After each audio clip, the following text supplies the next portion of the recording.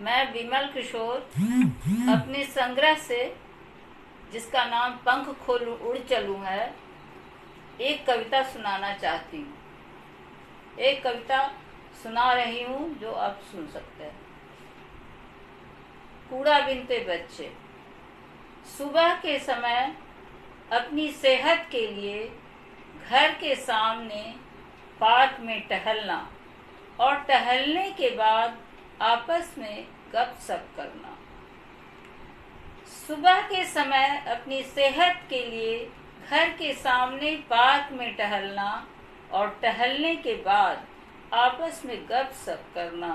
मोहल्ले की छोटी से छोटी बातों से लेकर देश दुनिया की बड़ी बड़ी खबरें चर्चा में मशगूल रहना, यह लोगों की दिनचर्या में शामिल है। देश दुनिया की बड़ी से बड़ी खबर पर चर्चा में मशगूल रहना, यह लोगों की दिनचर्या में शामिल है।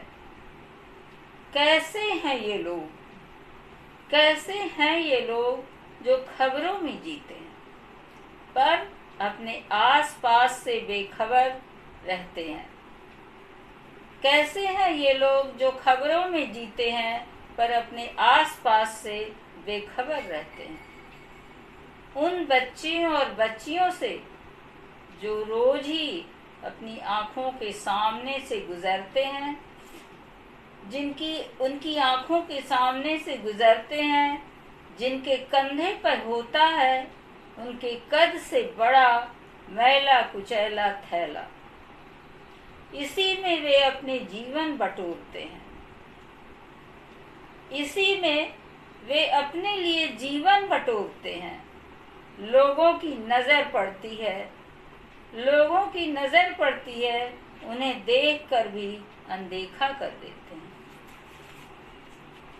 नाक भाव सिकोड़ते हैं। वे अपने घर की जिन फालतू बेकार और सड़ी गली चीजों को बाहर फेंक कूड़े का ढेर बनाते हैं, ये बच्चे उन्हीं पर पलते हैं। इन्हीं में वे कुछ ढूंढते हैं, बीनते हैं। इन्हीं में वे कुछ ढूंढते हैं, बीनते हैं अपने लिए बहुमूल्य काम की चीजें, जिनसे हमें घिन आती है, जिनसे हमें घिन आती है, वही होता उनके लिए जीने का जरिया, जीवन का जुगाड़। वही होता उनके लिए जीने का जरिया, जीवन का जुगाड़। यह सब देखती हूँ, यह सब देखती हूँ, मैं उनके भोले भाले मासूम चेहरे को देखती हूँ। उनके पास जाना चाहती हूँ, बतियाना चाहती हूँ, पर यह कैसी हिचक की दीवार, पर यह कैसी हिचक की दीवार है हमारे बीच, पर यह कैसी हिचक की दीवार है हमारे बीच कि मैं उन्हें देखते ही देखती रह जाती हूँ। वे आगे बढ़ जाते हैं। यह कैसी हिचक की दीवार है हमारे बीच कि मैं उन्हें देखती रह जाती हूँ, वे आगे बढ़ जाते हैं। मेरे अंदर कुछ खटकता है, दरकता है, मन में सवाल उठता है कि किस देश और दुनिया के बारे में हम चर्चा में मशगूल रहते हैं। मेरे मन में सवाल उठता है कि जिस देश और दुनिया के बारे में हम चर्चा में मशगूल रहते हैं, उनमें ये बच्चे कहाँ होंगे, कहाँ होगी उनकी जगह। गर्व से कहा जाता है बच्चे हैं देश का भविष्य।